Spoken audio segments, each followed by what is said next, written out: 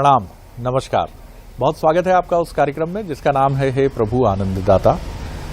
और कार्यक्रम को लेकर अपने विचार, सुझाव, रिएक्शन, सब्जेक्ट्स को लेकर कुछ आपका मार्गदर्शन हो तो वो भी हमें भेजें। हमारा व्हाट्सएप नंबर है 7009694440। आप सभी को हनुमान जयंती पर बहुत बहुत शुभकामनाएं। और हनुमान एक ऐसे देव हैं जिनकी सरलता, जिनकी विनम्रता, आडंबर से मुक्त, और एक ऐसे देव हैं जो जहां भी विराजते हैं छोटी सी मढ़िया में भी मिलेंगे, भव्य मंदिर में भी मिलेंगे, लेकिन कहीं कोई आडंबर नहीं है। सुबह सुबह विद्यार्थी, बालक, किशोर, इनका भी हुजूम उमड़ पड़ता है। और निश्चित तौर पर एक ऐसे देव की छवि हनुमान जी समेटे हैं जिनकी विनम्रता का और जिनके एक्यूरेसी का काम करते हैं जब वो। इसीलिए एक बहुत ही विद्वान लेखक और अखिल भारतीय सेवा के अधिकारी डॉक्टर विजय अग्रवाल जी की एक पुस्तक ही है, सदा सुफल हनुमान। हनुमान जी का एक्यूरेसी लेवल अगर आप देखेंगे काम का, आप बड़े से बड़े देव को भी देखेंगे, ईश्वर को भी देखेंगे, जिनकी गाथाएं आप और हम पढ़ते भी हैं पौराणिक संदर्भों के साथ, तो आप कहीं ना कहीं आप उनकी कुछ विफलता के भी अवसर और प्रसंग देखेंगे। लेकिन अगर हनुमान जी को कोई काम सौंपा गया है तो उस काम से हनुमान जी कभी खाली हाथ नहीं लौटे। कारण क्या है, इसको जैसा मैंने आपसे कहा उस पुस्तक में डॉक्टर विजय अग्रवाल जी ने बहुत अच्छे से समेटा है। पंक्चुअलिटी है हनुमान जी में, जो समय की पाबंदी है, जो भी काम करना है, चाहे वो सीता जी को ढूंढने के लिए लंका जाना हो और रास्ते में आने वाली तमाम बाधाएं, उनमें वो जिस तरह से निपटते हैं, चाहे सुरसा हो या कोई पानी का कोई बहुत बड़ा दानव हो जो छाया देखकर ही पकड़ लेता है, तमाम तरह की बातें हैं, या फिर लंका पहुंचने पर जो उनका आचरण है हनुमान जी का, किससे कैसी बात करनी है, विभीषण को वो कैसे पहचानते हैं, किस तरह से वो माता सीता के सामने, क्योंकि वो भी कैसे विश्वास करें, क्योंकि मायावी लंकेश की नगरी में एक वानर बनकर अगर कोई आ जाए और उनको भरमाने की कोशिश करे तो वहाँ वो किस तरह से सीता जी को ये विश्वास दिलाते हैं कि मैं तो आपका सेवक हूँ। और संजीवनी लाने के लिए जो उनकी अद्भुत प्रतिभा है, नाना प्रकार की बाधाएं हैं, काल नेमी है, कहीं भरत जी का बाण लग जाता है, लेकिन इन सब चुनौतियों के बीच में आने के बाद भी और अहंकार से मुक्ति, इतना सब कुछ करने के बाद कहीं मन में तो ये भाव आता है कि मैं कितना राम जी के लिए कितना उपयोगी हूं, यही भाव आ सकता है। लेकिन राम को ही समर्पित है हनुमान, तो मेरा तो कुछ है ही नहीं। प्रातः जो लेई नाम, सोचिए कितनी अद्भुत बात है कि जो सुबह सुबह मेरा नाम ले, मैं तो इतना तुच्छ हूं। बातें हम लोग भी विनम्रता की बहुत करते हैं, लेकिन हनुमान जी का स्तर आपके हमारे पास नहीं। आज इसी पर हम चर्चा करेंगे, हनुमान जी के जो ये अद्भुत स्वरूप हैं। और कलयुग के तो वो ऐसे देव हैं जिनकी आराधना तत्काल फलीभूत होती है, ऐसी मान्यता सदियों से है। तो आज उन्हीं के रूप स्वरूप पर चर्चा करने के लिए पहले भी हुई है, लेकिन आज जब भी हम अपने विद्वान वक्ता के साथ किसी भी विषय का पिटारा खोलते हैं, भले ही वो रिपीटेटिव क्यों ना हो, क्योंकि अब 500 के करीब एपिसोड अगर हो जाए तो वहाँ मैं नहीं कहता कि दोहराव विषयों का नहीं हो सकता है, लेकिन फिर भी हर बार कुछ ऐसा नया अध्याय खुलता है विद्वान वक्ता जी के विश्लेषण से कि आनंद आ जाता है। और आज भी ऐसी ही संभावना के साथ मैं ये अध्याय खोल रहा हूँ। तो मुलाकात करिए हमारे विद्वान वक्ता, भगवत गीता के अध्येता, मानस मर्मज्ञ प्रोफेसर डॉक्टर सुरेंद्र बिहारी गोस्वामी जी से। जी प्रणाम, आपको भी शुभकामनाएं डॉक्टर साहब। आपको भी हनुमान जयंती की बहुत बहुत शुभकामनाएं शरद जी। और हमारे बंसल न्यूज़ के जो बड़े आध्यात्मिक रसिक श्रोता हैं, उनके चित्त में विद्यमान परमात्मा को मैं प्रणाम करता हूं और उन्हें हनुमान लल्ला के आज प्रकाट्य दिवस पर ध्यान रखिएगा। हमारे यहाँ एक शब्द है हम उन शब्दों को जो है ब्रह्म से जुड़े अवतारी पुरुषों पर उसका उपयोग नहीं करते। वो जयंती शब्द है, ध्यान रखिएगा। परमात्मा का प्रकाट्य दिवस होता है, प्राकाट्य है। तो आज हनुमान लला का प्रकाट्य दिवस है। यानी इनकी विद्यमानता तो आदि अनादि काल से अनवरत बनी हुई है। देखिए, परमात्मा शिव के अंतर्चित्त में, उनके मन में परमात्मा राम विराजते हैं और राम के हृदय में शिव विराजते हैं, क्योंकि एक तत्व के दो स्वरूप हैं। तो जो अनेकों ने एक देवताओं ने ये आकाशवाणी सुनी कि परमात्मा पृथ्वी की प्रार्थना पर अवतरण धारण करेंगे और दशरथ के यहाँ आएंगे और इस प्रकार की लीलाएं होंगी, ऐसे ब्रह्मा की प्रार्थना करने पर जो है जय जय सुरनायक की स्तुति जब उनने की और भगवान ने उनको आकाशवाणी की, तो सारे लोग पहुंचे तो अत्यंत द्रवित हो गए मेरे भोले भंडारी। ध्यान रखिएगा, जो सब कुछ सारे अभिमान को छोड़ देता है, जिसके लिए संसार सागर तुच्छ हो जाता है, वही रुद्र होता है। ध्यान रखिएगा, जो तुच्छ होता है वही रुद्र होता है। इसलिए तो हर कंकर शिव शंकर हो जाता है, कंकर ही शंकर होता है। बहुत सुंदर बात कही। शव ही जो है वो शिव का स्वरूप धारण करता है। जी जी। तो जो बिल्कुल सारे विकारों से विमुक्त हो जाता है, प्रेम में होता है, आप्लावित बिल्कुल। तो मेरे परमात्मा शिव जो हैं, उनके अंतर्चित्त में परब्रह्म परमेश्वर श्री राम ऐसे विराजे हैं कि वो आप्लावित रहते हैं, हमेशा हमेशा आप्लावित रहते हैं। तभी तो मैया कहती है, नाथ तवानन शशि स्रवत और कथा सुधा रघुवीर और श्रवण पुटन रस पान कर नई अघात मत धीर। आप कब जो है किसी प्रक्रिया में आप्लावित हो गए, कब आपके रोम रोम में वो परमात्मा का प्रेम प्रकट हो गया, जब आपकी वाणी से अमृत ही अमृत झरे। हमारे यहाँ तो ये भी वर्णित है वेद पुराणों में कि शिवजी जब राम कथा करते हैं तो उनकी राम कथा अति विचित्र इसलिए है कि जैसे ही वो सियावर रामचंद्र की जय बोलकर कथा शुरू करते हैं, और कथा शुरू किया एक दिन, 2 दिन, 3 दिन, 365 दिन, और फिर जो है जैसे ही वो कथा समाप्त हुई तो सियावर रामचंद्र की जय, ये तीसरी के लिए भी है और श्री गणेश के लिए भी है। वो अनवरत चलती है, कभी नहीं रुकती।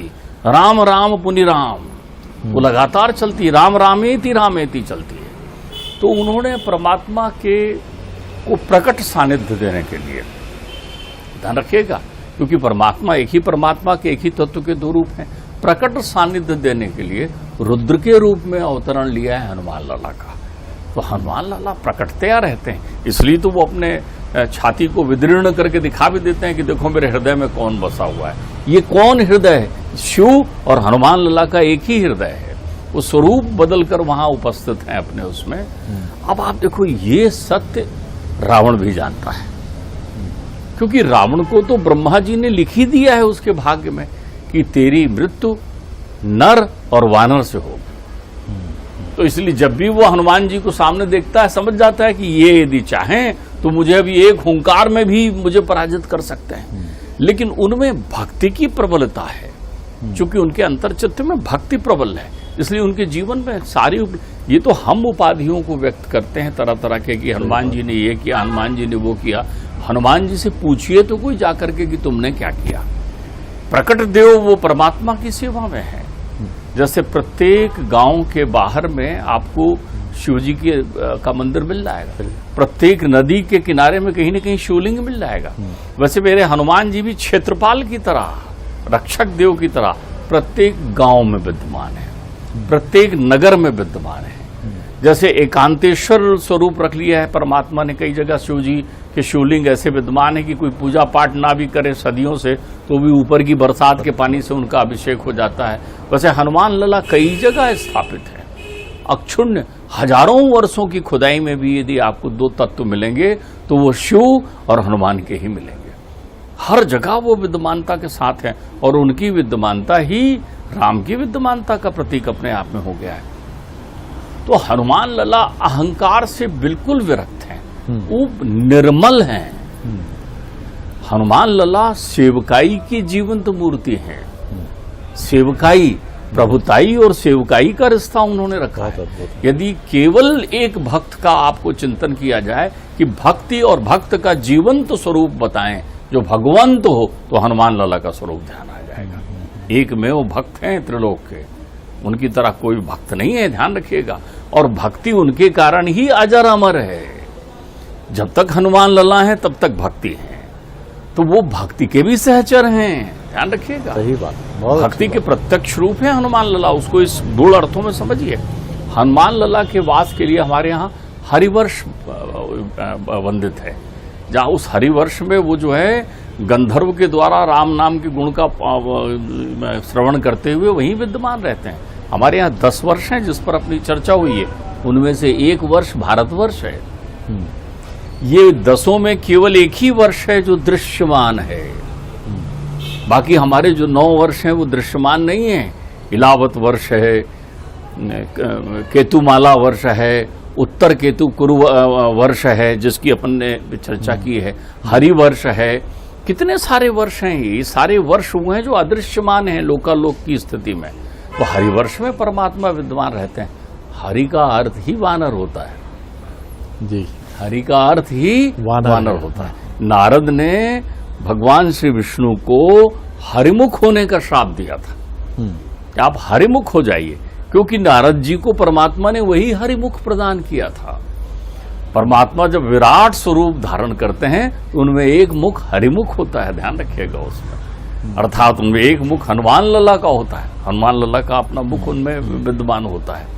वह हनुमान लला की सहजता, मूल रूप से जो लोग हनुमान लला की भक्ति करते हैं वो उनको केवल जो है मनोज मम्मार तुल्य वेग्यम जितेंद्रियम बुद्धिवताम वरिष्ठम वातात्मजम वानर यूत मुखम श्रीराम दूतम शरणम प्रबुद्ध, तो उनको अतुलित बलधामम के रूप में ही करते हैं, जबकि वही तो वो भूले रहते हैं।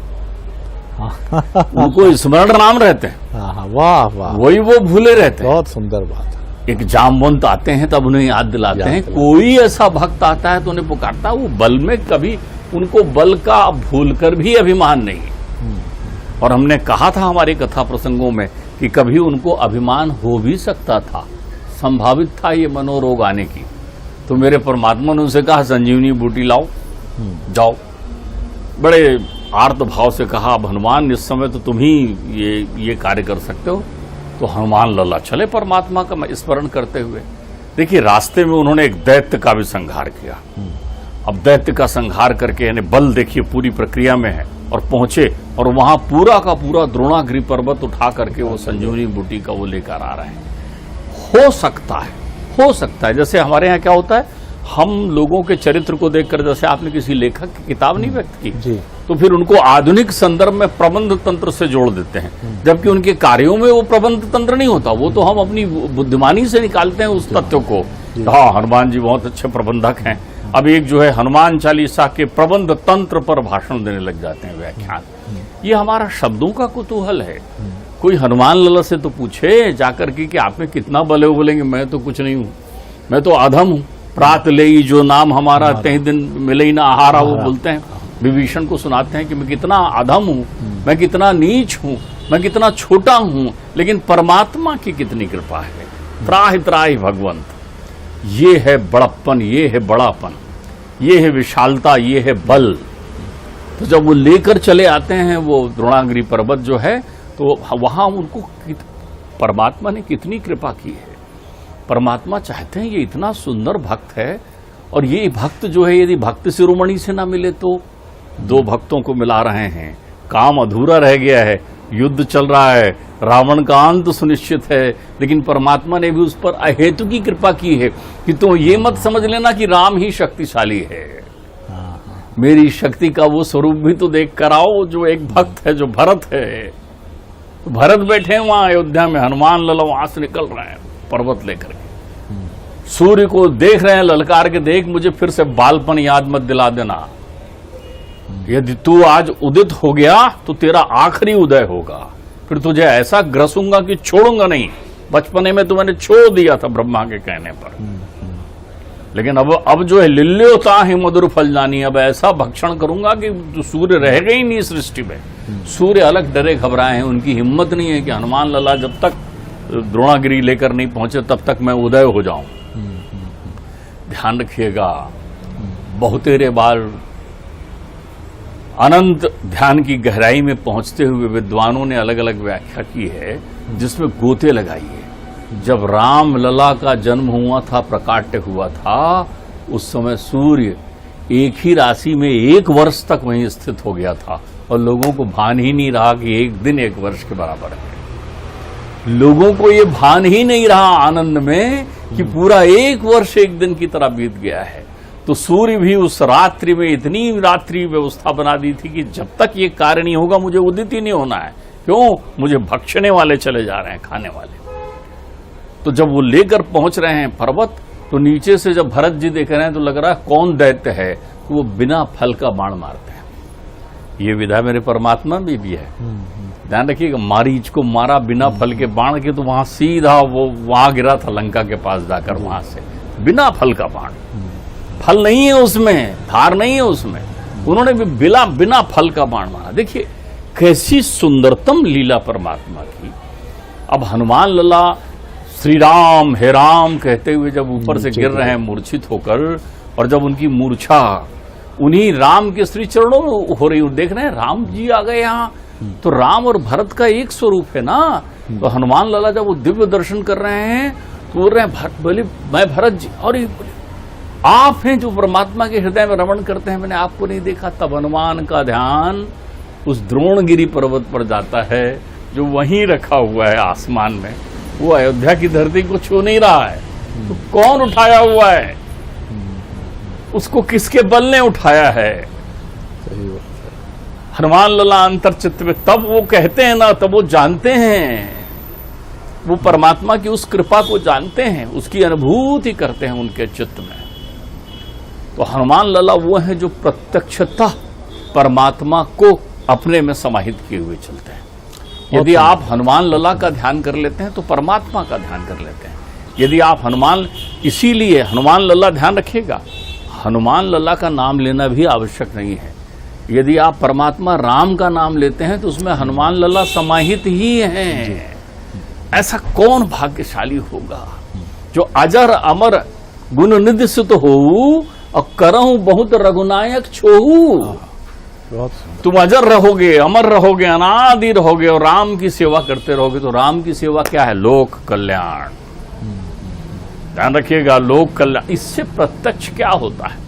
आप तो हर किसी बात में हमारी आदत है, अच्छा क्या सबूत है, कैसे माने? कोई आदमी कैसे आपको विश्वास दिलाए? कोई आदमी कैसे कहे कि कलिकाल के भय से वो जब पुकारते थे तो हनुमान लला वहां आ जाते थे? कोई आदमी कैसे कहे कि तुलसी की ड्योढ़ी पर हमेशा हनुमान विराजे रहते थे? आज भी जहां तुलसी ने बैठकर यजन पूजन किया है और लेखन का कार्य किया है, वहां हनुमान लला बैठे हुए हैं। वहां जाके आप जाइए, वहां बनारस में वो स्थान सुनिश्चित है। आप जाइए इलाहाबाद में, वो स्थान सुनिश्चित है। कौन सा ऐसा स्थान है? राम लला के दर्शन करने के लिए जाते हैं, बड़े उत्साह से जाते हैं। अयोध्या जाए हैं, राम जन्मभूमि रामलला के दर्शन करने के लिए। लेकिन आप जो है गढ़ी वाले बब्बा को छोड़कर जाएं, बैठे ही हुए हैं वहां पर, वो जो राम के रनवास में विराजे रहते हैं। तो अगर आपने अपने अंतर चित्त में हनुमान, अच्छा दूसरा देखिए, हनुमान जी की एक बड़ी कृपा है जी। आपको राजा से मिलना है, एक ऐसे राजा से मिलना है जो आपके संदर्भ में गूढ़ मीमांसा नहीं करेगा। यदि उसके मंत्री आकर उसे कहते हैं कि सर ये तो मेरे आत्मीय हैं, मेरे भक्त हैं, मेरे प्रेमी हैं, तो वो सीधे गले लगाएगा, तो आप उनसे मिलना पसंद करेंगे ना? और राजा के कठोर अनुशासन में क्यों जाएंगे? तो आप ध्यान रखिएगा, विभीषण का उद्धार करने वाले हनुमान लला, सुग्रीव का उद्धार करने वाले हनुमान लला, बाली को तारने वाले बलि को हनुमान लला। हनुमान लला ने ही तो देखा, अरे ये तो रामायुध अंकित ग्रह शोभा वरण न जाई और नौ तुलसिका वृंदता देख हर्ष कपि ब्राई। और जैसे ही उनने उठते ही राम राम कहा, उनने कहा ये तो परमेश्वर का परम भक्त है।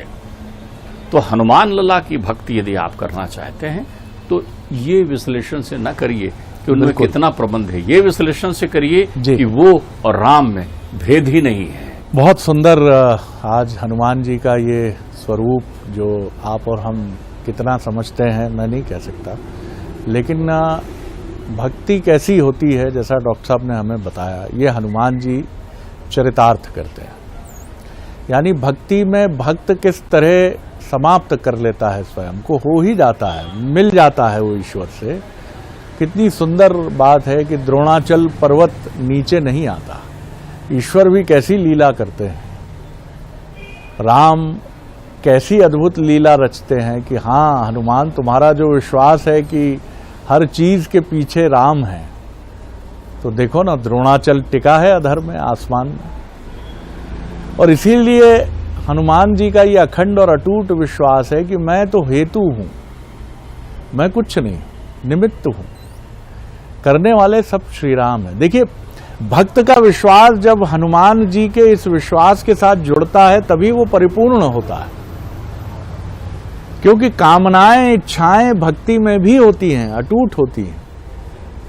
रावण ने कितनी कामनाएं की, उसके जैसा कोई भक्त उस काल में कोई नहीं था, लेकिन उसकी भक्ति कामना पूर्ण थी, इच्छाओं से संचालित थी।